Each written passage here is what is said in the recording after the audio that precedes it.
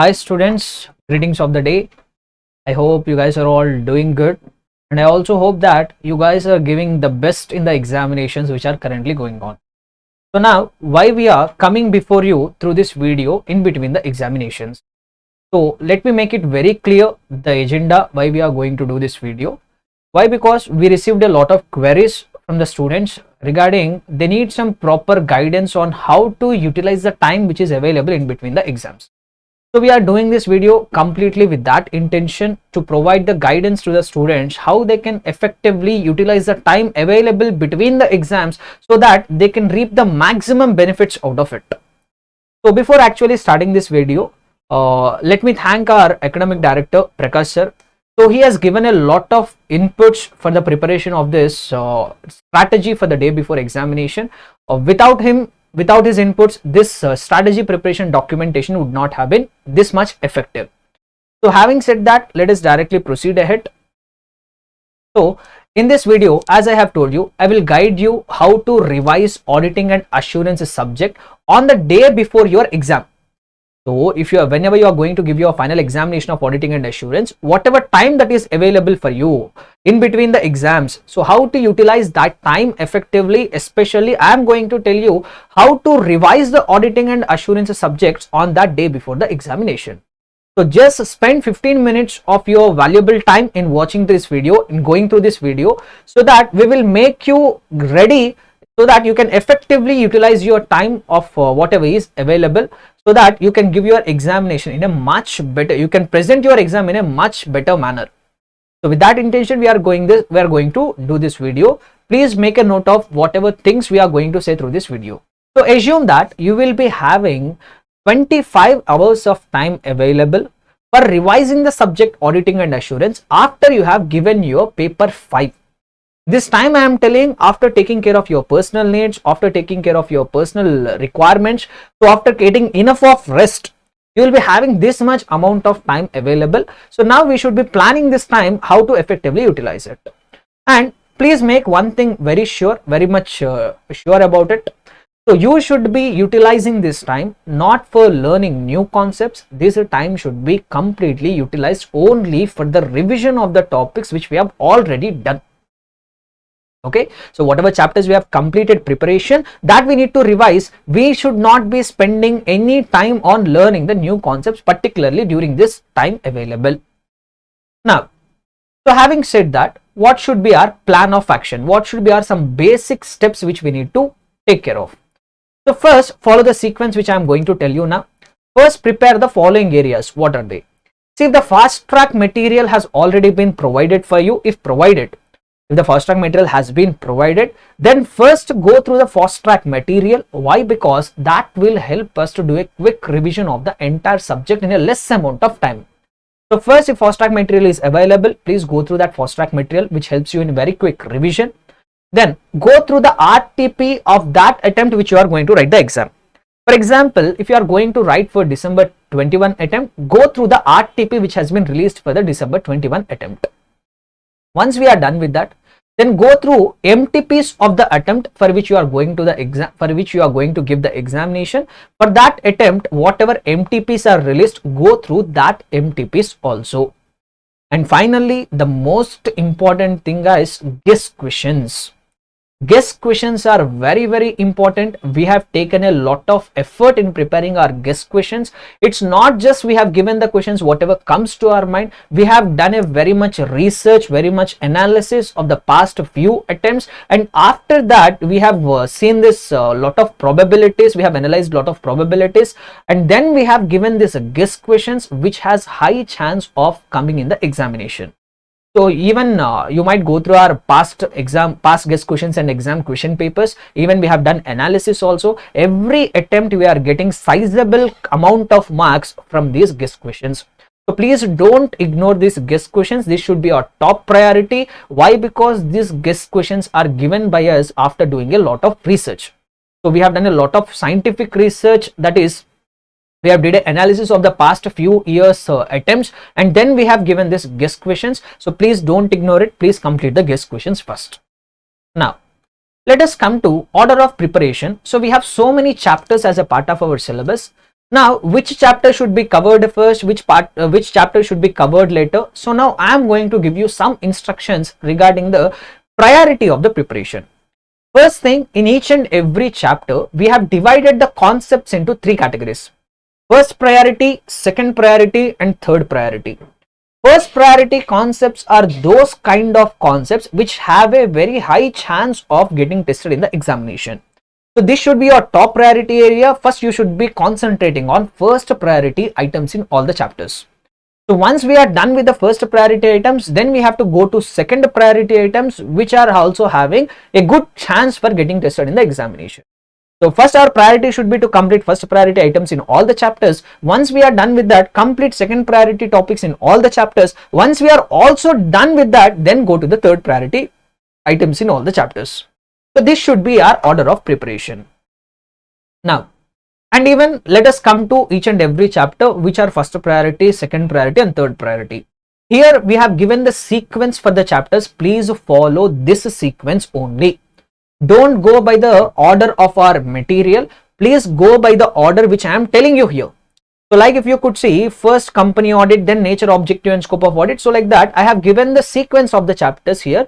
Please go through that sequence only. Don't go through the sequence of the material. So if you observe in the material, the first chapter will be nature, objective, and scope of audit. So that should not be your top priority. Please follow the priority or sequence which I am giving you here. So like if you could see here, we have identified each chapter. In each of the chapter, what are the first priority areas, what are the second priority areas, what are the third priority areas. Along with that, in each and every table, we have also given the time which you should be spending on this particular chapter. Please stick to this time. Follow the sequence which you are able to see in these tables. First, complete first priority chapters of all, first priority concepts of all these chapters. Once we are done with that, then proceed with the second priority concepts of all the chapters. Then if you are also done with that, then go to the third priority concepts in all the chapters. So let me list out chapter by chapter. What are the first priority? What are the second priority? What are the third priority? The chapter which we should be starting our revision with, that should be company audit chapter. And in this company audit chapter also, the first priority areas are qualifications and disqualifications of auditors. Who is eligible, who is not eligible, that qualifications and disqualifications. Along with that, auditors appointment related procedures, audit committee and selection, how to fill the casual vacancy in the case of a government and non-government company, the concept of rotation of auditors, internal audit related concept along with the cost audit related questions, Essay 299 regarding joint audit of the financial statements, and also rights and duties of the auditor. These should be our top priority. First, we should be concentrating on this. So then, second priority, the concepts of the company audit which will come under second priority are the concepts like removal of auditor, what is the process for resignation of the auditor, and also fraud reporting under 143 subsection 12. These will come under second priority. And whatever is not covered in first and second priority, all those remaining concepts will come under third priority. Once we are done with the company audit, the next priority should be nature, objective, and scope of audit. In that, the first priority concepts are inherent limitations of audit, principal aspects which are required to be covered, concepts regarding engagement letter and its contents, what the auditor is supposed to do when the client is approaching you and asking for changes in the terms of engagement, what are the threats to independence, ethical requirements, and professional skepticism. These should be our top priority areas. Then in the second priority, what will come? Essay 220 related questions like leadership responsibility and also engagement performance. Like that, we have a few questions regarding essay 220. So those essay 220 questions should be your second priority, along with the types of audit like statutory, non-statutory, along with the qualities of the auditor. These are second priority. Rest of all the concepts will come under third priority. So once we are done with company audit, nature, objective, and scope of audit, the third chapter should be audit reporting. In that, the first priority areas are in essay 700, qualitative aspects related part, contents of the auditor's report. Along with that, what content should be specifically mentioned in the opinion paragraph, what content should be specifically mentioned in the basis for opinion paragraph. So these two paragraphs also your top priority. After that, essay 701, complete standard. The standard is actually very small in size. Essay 701 should be completely covered. High chances of getting tested in the examination. Once we are done with SA 701, SA 705, this also a complete standard, different kinds of modified opinion along with the meaning of pervasive effect. Then our priority should be SA 706, this also complete standard, emphasis and other matter, and CARO related reporting requirements. These should be our top priority. Once we are done with that, second priority should be 143 subsection 1 and 143 subsection 3 reporting requirements, and whatever not covered in these two, all this will come under third priority. Then proceed ahead with audit documentation and evidence chapter. In that, top priority areas are what are the types of audit procedures, what are the factors that affect sufficiency of audit evidence, what are various audit techniques, what is the meaning of audit documentation and purpose, what are the factors that affect form, content and extent of documentation, along with that audit completion memorandum. These should be top priority. Once we are done with it, principles which are helpful for deciding reliability of audit evidence, the question regarding audit notebook along with assertions, these are second priority. Rest of all the concepts will come under third priority.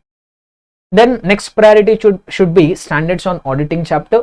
In the standards on auditing also, the top priority standard should be SA 500 series. In the SA 500 series also 501, 505, 580, 510. These four standards are very frequently tested in the examination. These four should be your first priority. Then second priority should be SA 560, SA 570. Whatever other standards are there other than this, like SA 550, SA 710, SA 250, these will come under third priority. So once we are done with standards on audit, the next priority should be fraud and responsibilities of auditor. In that, top priority concept should be who is responsible for detection of frauds, what is management responsibility, what is auditor's responsibility. Then what are the reasons because of which fraudulent financial reporting is committed, along with the question relating to defalcation of cash. This should be our first priority. Then what are the various ways of committing misappropriation of assets and fraud risk factors along with the examples. These are second priority. Rest of all the concepts are third priority. When it comes to audit sampling, so the top priority area should be what are the various approaches to sampling, like statistical versus non-statistical. What are the various methods of sampling, like simple random sampling, stratified, value-weighted selection, block sampling, haphazard sampling, these various methods. Along with that, there will be a question relating to factors that affect the sample size. That should be your top priority. Along with that, projection of misstatement, like this a question will be there in the self-study. These are first priority.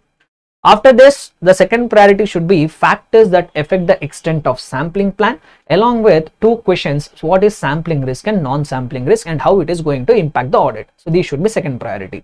Rest of all the concepts are the third priority. Now comes analytical procedures. In the analytical procedures also, first priority should be meaning of analytical procedures, techniques of analytical procedures, and also factors which affects the reliability of results of analytical procedures. Once we are done with first priority, in the second priority, there will be a question regarding substantive analytical procedures and also what are the timing of performing analytical procedures. These are second priority. Rest of them all are remaining third priority. Next, we have to start with audit in an automated environment. In this top priority, first priority are what is the meaning of automated environment and what are the features of automated environment. Then why IT will be relevant for the audit and a question regarding data analytics. These are first priority. Then in the second priority, what are the risks which are arising from the use of IT along with understanding of the IT environment. So rest of all the questions will come under remaining concepts. A note here, these four chapters, fraud and responsibilities of auditor, audit sampling, analytical procedures, and audit in an automated environment. These are very small chapters, contain a limited number of concepts, but there will be a compulsory question from these four chapters. So don't leave these four chapters at all. What are those four chapters? Fraud and responsibilities of auditor, audit sampling, analytical procedures, audit in an automated environment.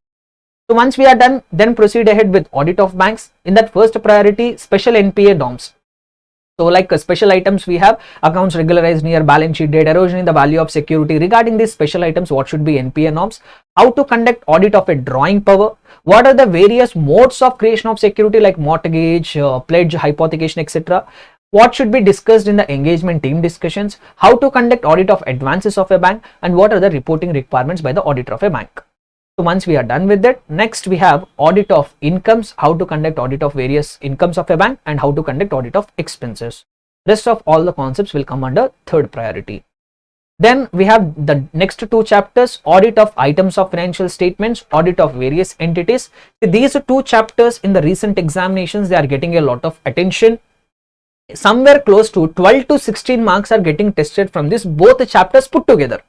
And these two chapters are of such a nature where you should not be concentrating on by-hearting the content. We should be quickly giving a glance at all the questions in this chapter, in these two chapters. Why? Because very much important chapters, but these two chapters are not suitable for by-hearting. You should not spend excess amount of time in these two chapters. We should be giving a quick glance of the questions which are there in these chapters. So don't spend much of a time in these two chapters. At the same time, don't unnecessarily waste a lot of time on these two chapters also. So in these two chapters also, I have listed out top priority, first priority, that is how to verify employee benefit expenses, how to verify goods sent on consignment, how to verify other expenses, how to verify advertisement expenses, reserves and surpluses, fixed assets, trade receivables, borrowings. These are top priority, first priority. Remaining all will come under second. Here there is no third priority concept. Next one. In the audit of items of financial statements also, how to conduct audit of local body, NGO, hospital, education institution and hotel. These are first priority, rest of them all are second priority. Here also there are no such a third priority question. So once you are done with these two chapters, then we have to proceed ahead with the chapter audit strategy, planning and program. In this also, the first priority should be assistance. What assistance will be provided by audit strategy to the auditor? What and all you need to understand about entity and its environment? What are the factors that affect extent of direction, supervision and review? What is audit program? What are its elements? Along with this determination of materiality related two questions. Then second priority will be how come planning is a continuous process and what are the factors which need to be considered by the auditor in developing overall audit strategy. Remaining all are third priority.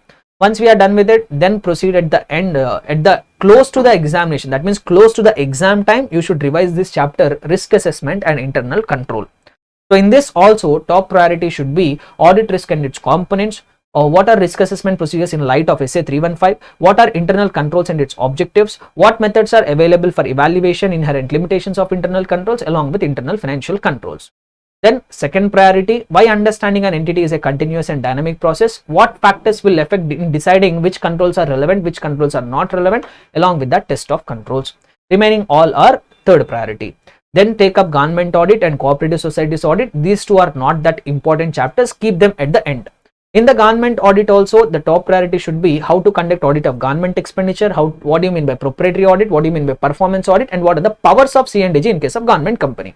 Then second priority, what are the powers of C&AG, how to conduct audit of revenue, audit of stores and inventories. Rest of all are remaining third priority. In the cooperative societies audit, what are the special features in conducting societies audit, what do you mean by special audit by central government and inspection and inquiry by central register. These are first priority, and the second priority, one question I have given, schedules to audit report. Rest of all of the questions are third priority. So these are the list of chapters, guys, which you need to follow this sequence, and these are first priority, second priority and third priority. And at the end, I would like to make one more, I would like to draw your attention to one more point. It is sufficient if you attempt for 80 to 85 marks in your examination. Okay, so there is no such requirement that you need to attempt for 100% of the marks. It is not required. Always focus on attempting for 80 to 85 marks, that too with perfection. That alone is enough. In excess of this 80 to 85 marks, whatever you are writing excess of this 85 marks, consider that as a choice only. So our criteria, our intention should be to attempt for 80 to 85 marks. That is more than enough. In case if you are not able to attempt for 100 marks, no need to be worried about it. Don't come in tense and spoil your next examination. More than enough if you attempt for 80 to 85 marks. This one note I wanted to make it here. So having said this, I would like to conclude this video. Thanks for your valuable time. I hope that this video has benefited you a lot, and we hope that this video will act as enough of guidance for you to plan your time appropriately in between the examination. All the very best, guys. Do the best in your examinations. I wish you a success in all your exams. Bye.